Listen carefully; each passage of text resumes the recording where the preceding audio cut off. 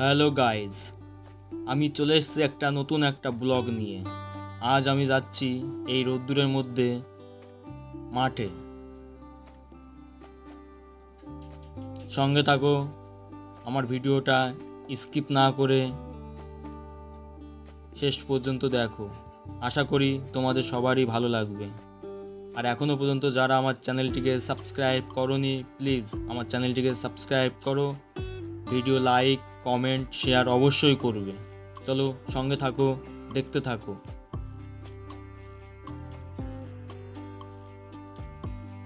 প্রচণ্ড গরম। এখনও সকাল 11টা বাজেনি, এখনই এই গরম। এখনও তো পুরো বেলাটা পড়ে আছে, কিন্তু কিছু করার নেই, তাও আমাকে মাঠে যেতে হবে। তাই আস্তে আস্তে এই গরমের মধ্যে যাচ্ছি মাঠে। সঙ্গে থাকো, দেখতে থাকো। তার উপরে প্রচণ্ড পরিমাণে রোদ্দুর।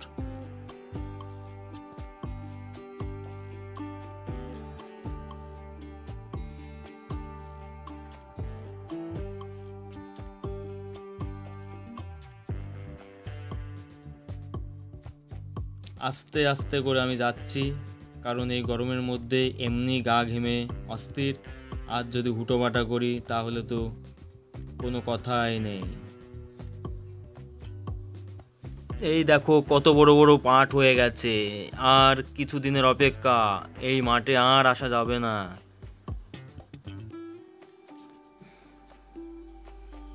আস্তে আস্তে আমি আমাদের বরবটির জমির দিকে এগিয়ে চলেছি।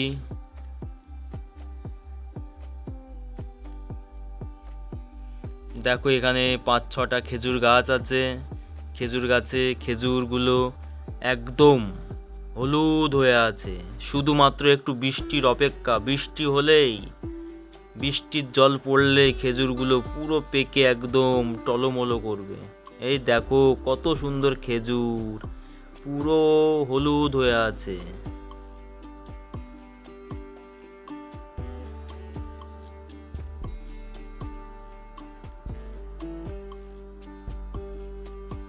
দেখো পুরো হলুদ হয়ে আছে।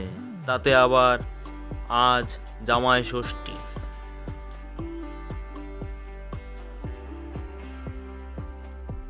এই দেখো খেজুরগুলো দেখো তোমরা শুধু।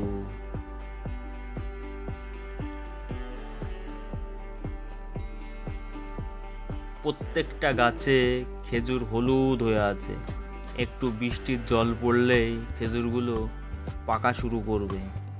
চলো সামনের দিকে এগোতে থাকি, কারণ প্রচণ্ড রোদ্দুর।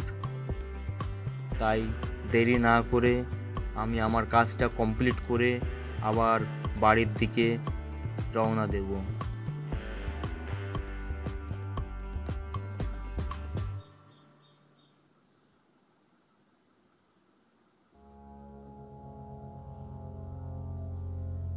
সত্যি সত্যি এই যে ফাঁকা মাঠ, কিন্তু একটুও হাওয়া চলছে না।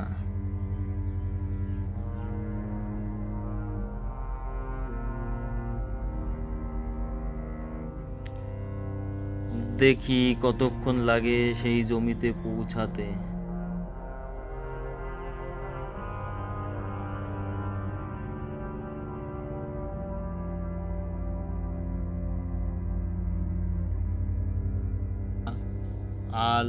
আলের উপর দিয়ে হেঁটে হেঁটে যাচ্ছি। এখন যদি পাটা স্লিপও করে তাহলে হয়তো পড়ে যাব, কিন্তু কিছু করার নেই। যদি বৃষ্টি হতো তাহলে হয়তো স্লিপ হতো। এখন বৃষ্টি হয়নি, তার কারণে স্লিপ হবে না। তাই নিঃসন্দেহে হেঁটে হেঁটে যাচ্ছি। এই দেখো এখানে পাতো দিয়েছে, কারণ ধান লাগানোর জন্যে। পাতোগুলোতে দেখো একটুও জল নেই। সকালে যখন এসেছিলাম তখন দেখেছিলাম জল। যত বেলা যাচ্ছে জল শুকিয়ে যাচ্ছে। দেখো ফাটল ধরেছে জমিতে। এই দেখো ছোট ছোট কেবল চারা হয়েছে। এগুলো একটু বড় হলেই চাষিরা জমিতে চাষ দিয়ে এগুলো লাগাবে। তার কিছু মাস পরেই এই ছোট্ট ছোট্ট গাছে কিছু মাস 2 থেকে 2.5 মাস পরেই বড় বড় ধান হবে।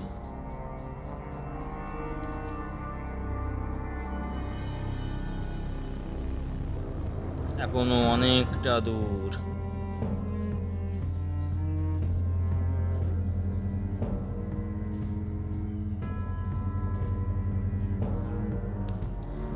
সঙ্গে থাকো, দেখতে থাকো। যারা এখনো পর্যন্ত আমার চ্যানেলটিকে সাবস্ক্রাইব করোনি, প্লিজ আমার চ্যানেলটি সাবস্ক্রাইব করো। ভালো লাগলে লাইক, কমেন্ট, শেয়ার করতে ভুলবে না।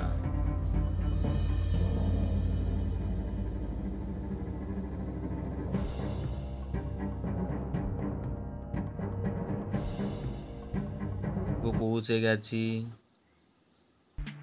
এই দেখো ছোট্ট ছোট্ট গাছ হচ্ছে আবার।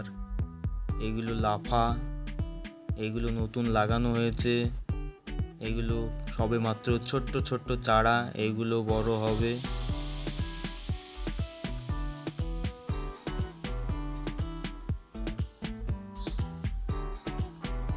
দেখো মাটি শুকিয়ে একদম পুরো সাদা হয়ে গেছে, কোনো বৃষ্টি নেই।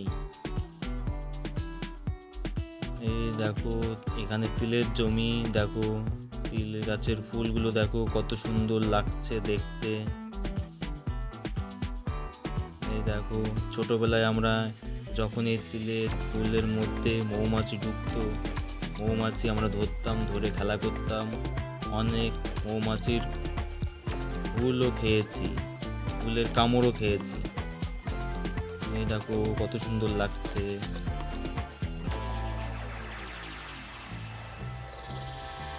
এখন যাচ্ছি বরবটির জমিতে।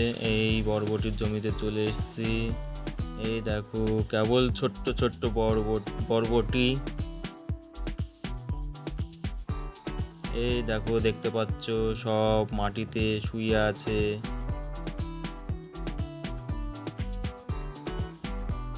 বন্ধুরা তোমরা কে কে বরবটি খেতে ভালোবাসো আমাকে কমেন্ট করে জানাও। আমার খুব ভালো লাগে বরবটি ভাজা। এই দেখো বরবটি।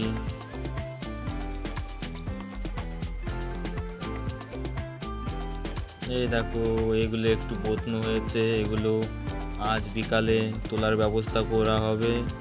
এই দেখো কত সুন্দর লাগছে। দেখো তোমরা সবাই কমেন্টে জানাও বরবটি ভাজা খেতে কে কে ভালোবাসো। এই দেখো ফ্রেন্ডস,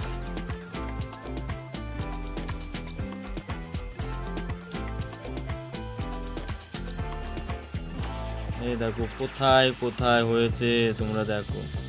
এই দেখো এই দুটো পুরো নষ্ট হয়ে গেছে, এই দুটোকে কি করব, ফেলে দেব।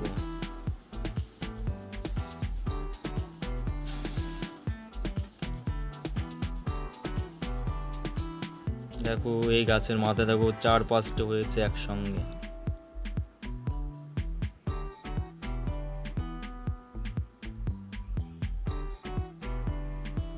ফাঁকা মাঠ, কোনো লোকজন কেউ নেই। এত গরমে লোকজন কেউ নেই মাঠে।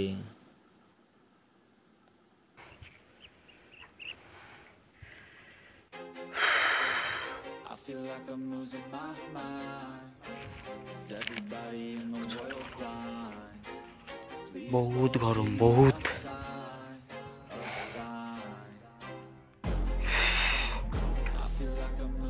আমি এসছিলাম আমাদের এই বরবটির জমিতে। প্রতিদিন হনুমান এসে খুব অত্যাচার করে, তাই আমি দেখতে এসেছিলাম যে এখন হনুমান আছে কিনা। এর আগেও একবার এসেছিলাম, তখন এতটা গরম ছিল না। যত বেলা বেড়ে চলেছে ততই গরমটা বেশি হচ্ছে। কিছু করার নেই, আসতেই হবে। গরম পড়ুক আর যাই পড়ুক, আসতেই হবে।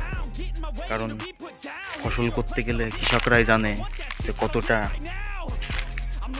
কষ্ট করে ফসল করতে হয়। তাই আমি চলে এসেছিলাম একটু দেখতে যে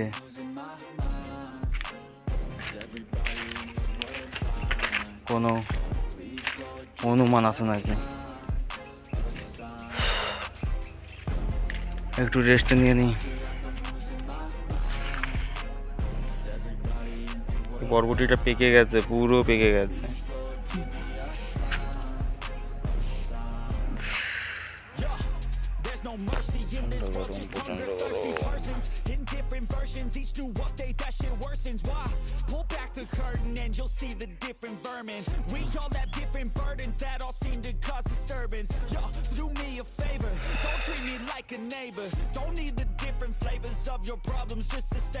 এটা বিকালের পর্ব, আমরা বিকালে চলে এসেছি মাঠে বরবটিগুলো তোলার জন্যে। দেখো মা বরবটি তুলছে।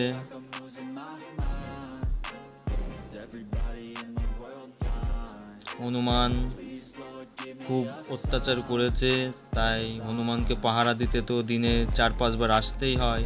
দেখো সূর্য অস্ত্র যাবে যাবে ভাব, এখনো যায়নি, যাবে যাবে ভাব, কিন্তু গরমের ভাবটা এখনো কমেনি। যতই সূর্য ডুবা ডুবা ভাব হোক না কেন, গরমের ভাবটা এখনো কমেনি। তাই সঙ্গে করে জলের বোতলও নিয়ে এসেছি আমরা মাঠে, কারণ এখানে 1-1.5 ঘন্টা তো লাগবেই, আর জল ছাড়া চলবে না। এখন আস্তে আস্তে দেখে শুনে বরবটিগুলো তোলার ব্যবস্থা করব। মা চলে এসছে আমাদের থেকে আধা ঘন্টা 1 ঘন্টা আগে। হনুমান যদি আসে ওই জন্যে পাহারা দেওয়ার জন্য। তা আমরা খাওয়া দাওয়া করে আমরা এসেছি। এখন বরবটিগুলো এর মধ্যে থেকে বেছে বেছে তুলব।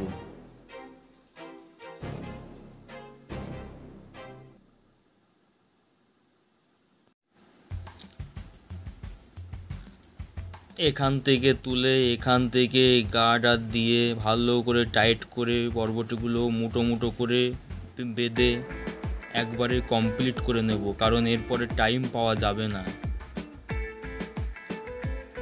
দেখো তোমরা বিকালের পরিবেশটা, গাছের পাতা নড়ছে কিন্তু হাওয়া লাগছে না।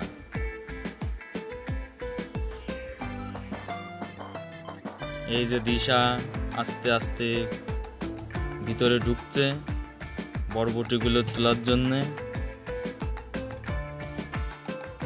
মা ওকে ভিতরে যেতে মানা করছে, কারণ বরবটির পাতায় খুব গা হাত পা খুব চুলকায়, ওই জন্যে।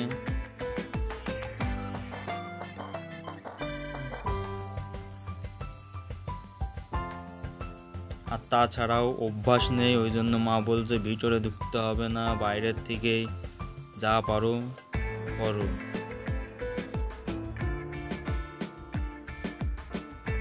তাই বাইরের থেকেই যেটুকু পাচ্ছে সেইটুকুই করছে, কোনো জোর জবরদস্তি নেই যে তুলতেই হবে।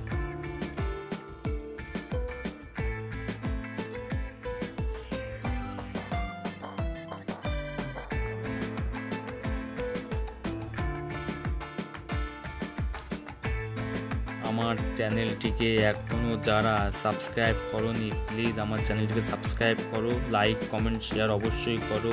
তৈরি থাকো দ্বিতীয় ব্লগের জন্য।